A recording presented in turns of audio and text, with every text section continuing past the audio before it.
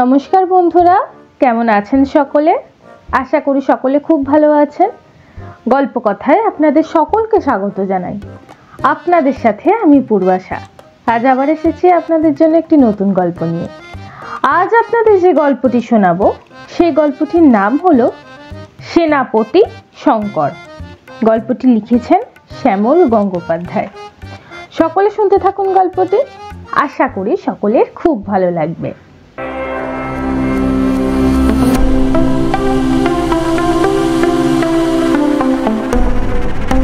এখানে বাতাসের ভিতর সব সময় ভিজে জলের ছাপটা থাকে। মনে হবে কে যেন ভালো করে বেটে জলের মিহিদানা মিশিয়ে দিয়েছে। কারণ আর কিছুই নয়, 5-7 মাইলের ভিতর বঙ্গোপসাগর। পাগলা বাতাসে তার ঢেউয়ের গুঁড়ো সব সময় উড়ে আসছে। আকন্দবাড়ি স্কুলে ক্লাস 5-এ বিভীষণ দাস ইমু পাখির কথা বলছিলেন। প্রকৃতি বিজ্ঞানের ক্লাস, বইতে পাখির ছবি, কাছাকাছি ভেটুরিয়া, সাঁইপাড়ি, গোলপুকুর আর আকন্দবাড়ির জনা 30 ছেলে মেয়ে বসে। স্কুল বাড়ির ছাদে টালি, মাটির দেওয়াল, মাটির মেঝে, কাঠের বেঞ্চ, জানলায় কোনো শিক নেই।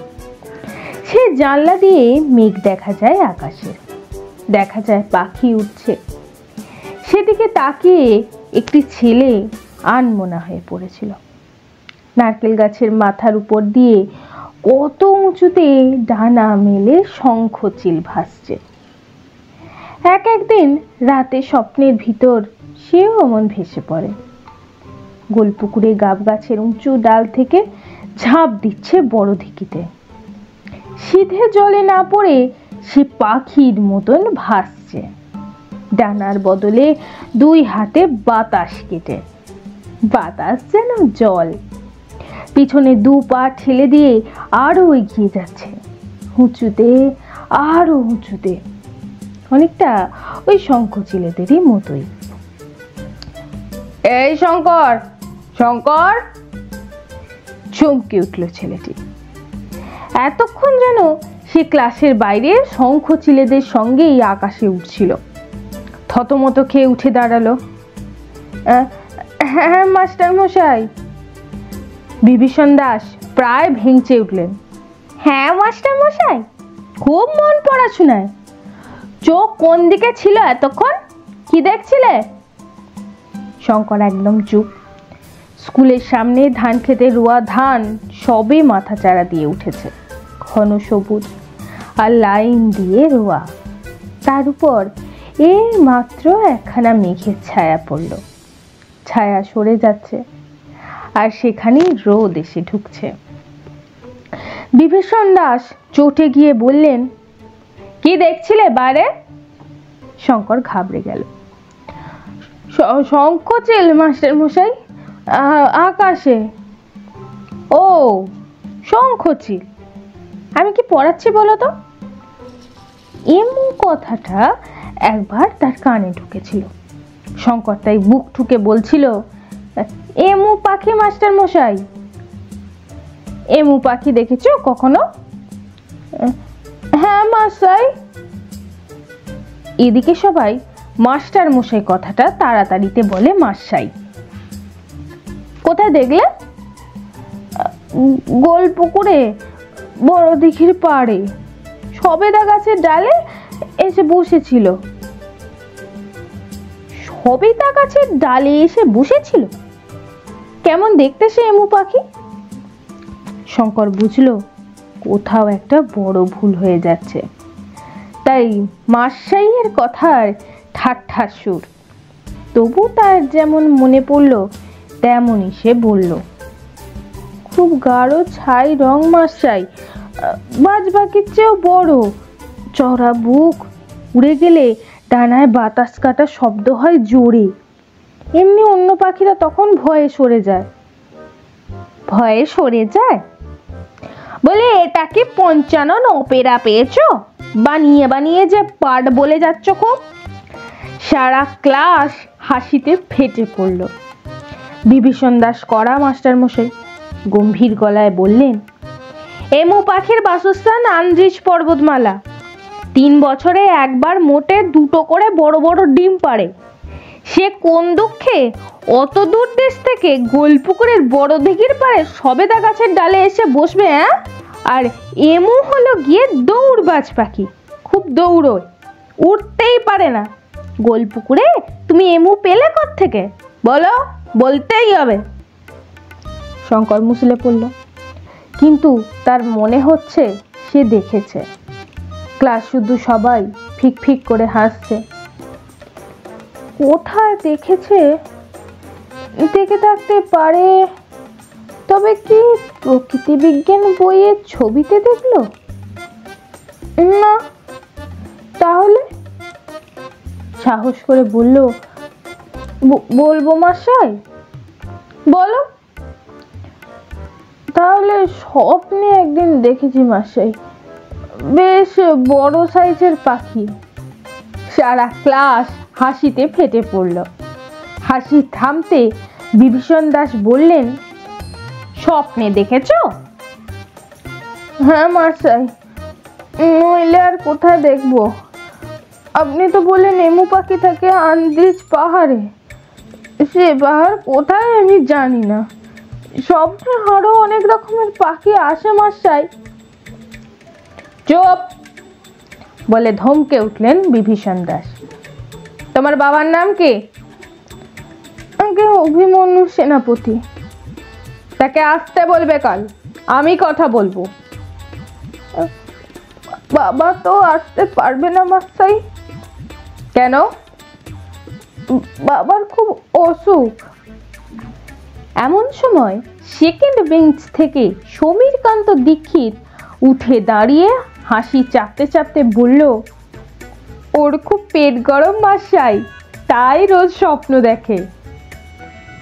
বইয়ের পাতা উল্টাতে উল্টাতে বিভীষণ দাস জানতে চাইলেন, পেট গরম কেন? গাছে গাছে সারাদিন থাকে, গাব জাম নোনা ডাব খেয়ে খেয়ে বেড়ায়, পেট গরম হবে না তো কি? শঙ্কর সেনাপতি আর কিছু বলতে পারল না। কি কুক্ষণই যে সে ওদের স্বপ্নের কথা বলেছিল। স্বপ্ন তো সে সত্যিই দেখে, রোজই প্রায় দেখে। সেসব স্বপ্নে সে ওড়ে, পাখি হয়ে ওড়ে, আবার ধপ করে স্বপ্নের ভিতর সে খাট থেকে পড়েও যায়। পড়ে গিয়ে ঘুম ভেঙলে টের পায় না সে পড়েনি, বাঁ পায়ের শিরায় টান ধরেছে। স্বপ্নে সে এমু পাখি দেখে থাকবে, গাঢ় ছাই রঙের বিরাট এক পাখি গোলপুকুরের দিঘির পাড়ে সবেদা গাছের ডালে এসে বসেছিল। অনেকটা বাজ পাখির মতন, তবে তার চেয়েও বড়। দূর থেকে কাকের দল চেঁচাচ্ছিল। পাখিটা উড়ে যেতে ডানায় বাতাস কাটার শব্দও হচ্ছিল। অবশ্য বিভীষণ মাস্টারমশাই বলছেন এমন উঠতে পারে না, দৌড়ায়, দৌড়বাজ পাখি। জেগে থাকতে দেখা আর স্বপ্নে দেখা জিনিস আজকাল শঙ্করের গুলিয়ে যাচ্ছে। স্বপ্নের দেখাকে মনে হয় জেগে থাকতে দেখছি, জেগে থাকতে দেখা জিনিস মনে হয় স্বপ্নে দেখছি।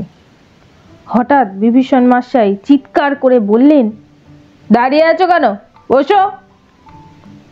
সঙ্গে সঙ্গে শঙ্কর বসে পড়ল। সে তার স্বপ্নের কথা আর কাউকে কখনো বলবে না। বিশ্বাস করে বলার ফল তো এই, স্বপ্নে সে অনেক কিছুই জানতে পেরেছে। যেমন স্বপ্নে বাতাসের রং নীলচে, বাড়ি ঘরদোর খয়েরি রঙের। স্বপ্নে ধাক্কা খেলে কিংবা গুঁতো খেলে কোনো ব্যথাই লাগে না, অনেকটা যেন গোলপুকুরে বড় দিঘিতে ডুব দিয়ে মাটি তোলার পর ভেসে ওঠার মতন। আপসে ভুস করে ভেসে ওঠা। জলের নিচে পোতা বাঁশে গা ঘষে গেলেও টের পাওয়া যায় না। বিভীষণ মাস্টারমশাই বলেছিলেন, পাখি দেখার জন্য যখন মাঠে বা বাগানে ঘুরবে তখন খুব সাবধানে পা টিপে টিপে চলবে, যেন পায়ে শব্দ না হয়। জামা কাপড়ের রং শুকনো পাতার রং বা জলপাই রঙের হলে ভালো, এই রং গাছের পাতার সঙ্গে মিশে যায়। বেগুনি রঙের জামা পরলেও ভালো, পাখিরা বেগুনি রং দেখতে পায় না। তন্ময় হয়ে শুনছিল শঙ্কর। হঠাৎ মাস্টারমশাই তার দিকে তাকিয়ে বললেন, শঙ্কর সেনাপতি। হ্যাঁ মশাই, বলে তড়ি ঘড়ি উঠে দাঁড়ালো শঙ্কর। তুমি তো গাছে গাছে ঘোরো। এক গাল হেসে ফেলল শঙ্কর। তা মশাই, তুমি তো অনেক রকম পাখি দেখো, তাদের কথা বলতে পারো? বিভীষণ মশাই যে তাকে এরকম একটা প্রশ্ন করবেন তা ভাবতে পারেনি শঙ্কর। সে লজ্জার সাথে বলল, মাছরাঙা, আর হাঁড়ি চাচা, ডৌখোল, পানকৌড়ি, তিতির। বাহ, যত পারবে চোখ খোলা রেখে এই পৃথিবীর পাখি, গাছপালা, মেঘ, আলো সব দেখে নেবে। শঙ্করের বুকটা গর্বে ফুলে উঠল। বিভীষণ মাস্টারমশাই বললেন, এই খোলামেলা পৃথিবীর সবচেয়ে বড় বই, তাকে চোখ ভরে দেখাই সবচেয়ে বড় পড়াশোনা। তো বন্ধুরা, আজকের গল্প এতটুকুই। গল্পটি কেমন লাগলো অবশ্যই আমাকে কমেন্ট বক্সে জানাবেন। গল্পটি ভালো লাগলে একটি লাইক করে দেবেন। আজকের মতন এতটুকুই। আবার পরদিন দেখা হবে একটি নতুন গল্প নিয়ে। সকলে খুব ভালো থাকবেন, সুস্থ থাকবেন। আজকের মতন সকলের কাছে বিদায় নিলাম।